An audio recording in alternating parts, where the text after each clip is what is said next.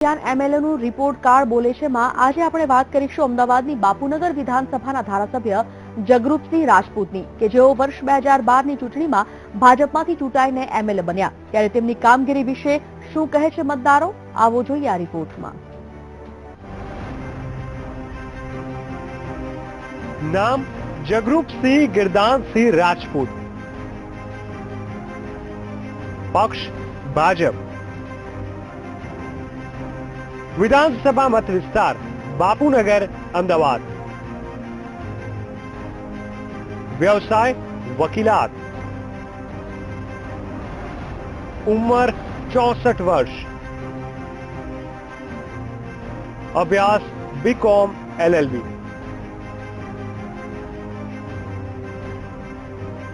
अमदावाद शहरनी 16 विधानसभा बेठकमांथी पूर्व विस्तारमां आवेली विधानसभा बेठक एटले बापूनगर रखियाल विधानसभानो विस्तार रहेली आ बेठकने वर्ष 2012 ની વિધાનસભાની ચૂંટણીમાં વિધાનસભાનો દરજ્જો મળ્યો ત્યારે વર્ષ 2012ની ચૂંટણીમાં ભાજપમાંથી જગરૂપસિંહ રાજપૂતને લોટરી લાગી અને ભાજપની ટિકિટ મળી। તેમની સામે કોંગ્રેસના કદ્દાવર નેતા અને પાટીદાર અગ્રણી એવા ધીરુભાઈ દૂધવાળા ચૂંટણી જંગમાં લડ્યા ત્યારે ભાજપના જગરૂપસિંહ રાજપૂતને 51,058 જેટલા મત મળ્યા તો કોંગ્રેસના ધીરુભાઈને 48,455 મત મળ્યા।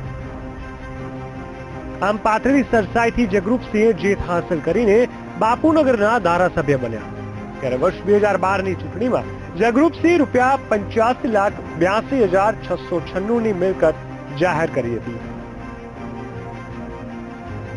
ધારાસભ્ય જગરૂપસિંહ રાજપૂતની વાત કરવામાં આવે તો તેઓ મૂળ ઉત્તર પ્રદેશના ઇટાવા વતની છે। તેમના પિતા ગુજરાતમાં સ્થળાંતરિત થતા તેમનો જન્મ અને ઉછેર અમદાવાદના અસારવા વિસ્તારમાં થયો।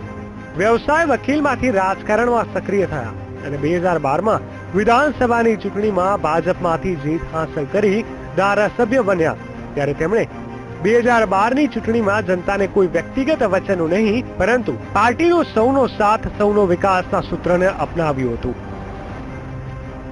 અને એમએલએ જગરૂપસિંહના દાવા પ્રમાણે તેમણે પોતાના વિસ્તારમાં અનેક વિકાસના કામો કર્યા હોવાનું જણાવ્યું છે ત્યારે શું કહેવું છે ખુદ ધારાસભ્યોનું ચાલો સાંભળીએ।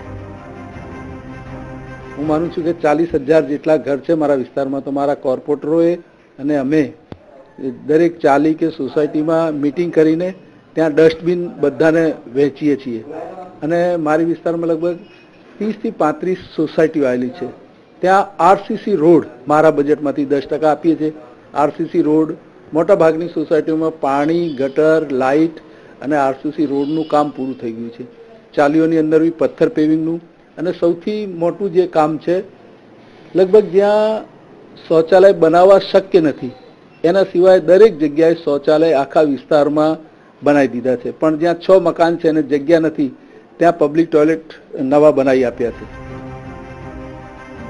બાપુનગર વિધાનસભા વિસ્તારની વાત કરવામાં આવે તો અહીં મધ્યમ વર્ગ અને ગરીબ પ્રજાનો વસવાટ છે।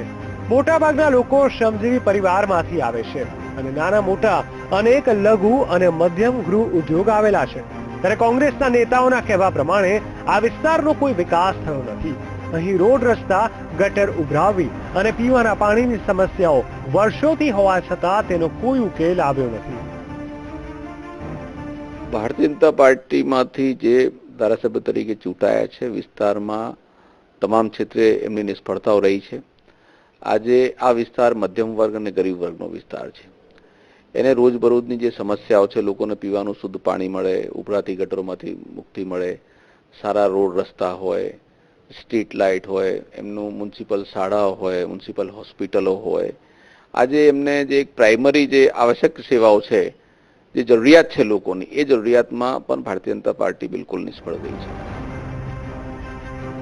તો કોંગ્રેસનો આક્ષેપ છે કે ભાજપ સરકારના નેતાઓ દ્વારા પૂર્વ વિસ્તાર એવા બાપુનગરની અવગણના કરવામાં આવી રહી છે જ્યારે ભાજપના એમએલએ જગરૂપસિંહ વિકાસના અને જનતાની સુવિધા રૂપે અનેક કાર્યો કર્યા હોવાનો દાવો કર્યો છે ત્યારે પોતાના વિસ્તારમાં વિકાસ માટે એમએલએને મળતી ગ્રાન્ટની વાત કરવામાં આવે તો તેમણે વર્ષ 2012-13માં 50 લાખની ગ્રાન્ટ ફાળવાઈ ત્યારે તેમની દરખાસ્ત કરાયેલી રકમ 50,70,000 હતી જેમાંથી તેમણે 57,55,268 રૂપિયાની રકમ ખર્ચ કરી તો વર્ષ 2013-14 તેમણે 1 કરોડની ગ્રાન્ટ ફાળવાઈ, જ્યારે તેમની દરખાસ્ત કરાયેલી રકમ 61 લાખ હતી, જેમાંથી તેમણે 45,21,748 ની રકમ ખર્ચ કરી, જ્યારે 54,78,252 રૂપિયાની રકમ વણ વપરાઈ રહી.